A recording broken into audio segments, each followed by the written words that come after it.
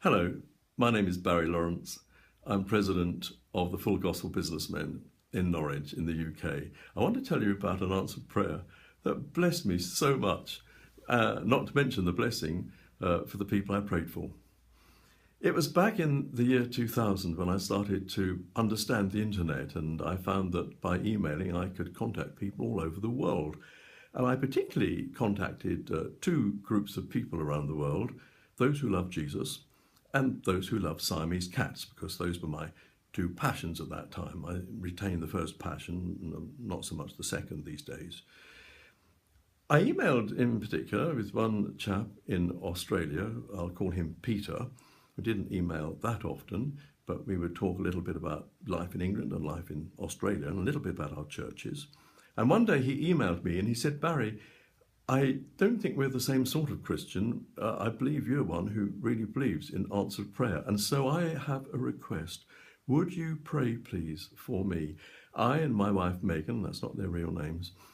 I and my wife, Megan, we've decided to divorce. We've grown apart, we've sat down and talked, and we've decided to divorce. And really, I'm not very happy about it. I don't feel as a Christian this is a line that I should really be taking. So could you pray that God will intervene in some way? Now, it was quite late at night when the email arrived, and so I emailed back, and what I said was this. I said, Peter, it's quite late at night here, so I'll be turning my computer off in a few minutes. But I just want to tell you that when I turn my computer off, I will pray for you. And so as soon as I've hit the send button, my computer will go off, and I will be praying for you here in England. And I did that. And I sat and I prayed. And I said, Lord, can you intervene in this marriage? Can you do something? Because only you, I think, can really save this marriage now. And I sat there for a few minutes and I prayed and I lifted Peter and Megan to the Lord. Now, it must be about 8,500 miles to Australia. I'm not very sure of that. It's a long, long way. And in Australia, Peter had sent me that email. He was at his computer and within 2 or 3 minutes, ping, an email had arrived. He opened it and thought, oh, it's from Barry. He's answered me immediately. And he read it and he realised Barry is praying for me, even now, all that distance away. And he sat there thinking, wow, Barry's praying. And he looked at the screen, and of course, in your computer screen, you can see reflections to some extent. And he saw someone walking into the room behind him. It was his wife, Megan. She walked over, she put her hands on his shoulders and said, Peter, I really feel that we should sit down and talk about our marriage. I'm not very happy about the way we're talking about divorce. And Peter wrote back to me and said that they decided they were going to really have a go at their marriage, making it work. And I rejoiced. I was blessed. But I lost touch with Peter. And it was 12 years later, 2012, when my first book was published, There Must Be More to Life Than This. And when I published that first book, a man who advised me on computing said that I should start an online blog.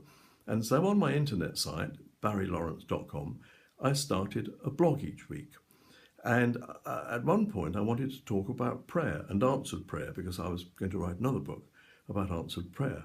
And I wanted to include the case of Peter and Megan, but I hadn't really heard from them for 12 years. I changed my computer 2 or 3 times, and being a novice, I'd lost all the email addresses, and we just weren't emailing anymore. And I felt that I needed to know how things were with them, whether things were still going okay. And so I prayed about that. And would you believe, within a week, after 12 years, within a week, I had an email from Peter. I think he's down near Melbourne. And it said, this is just an email to all my old internet friends with whom I've lost touch. And I just want you to know what's going on in my life.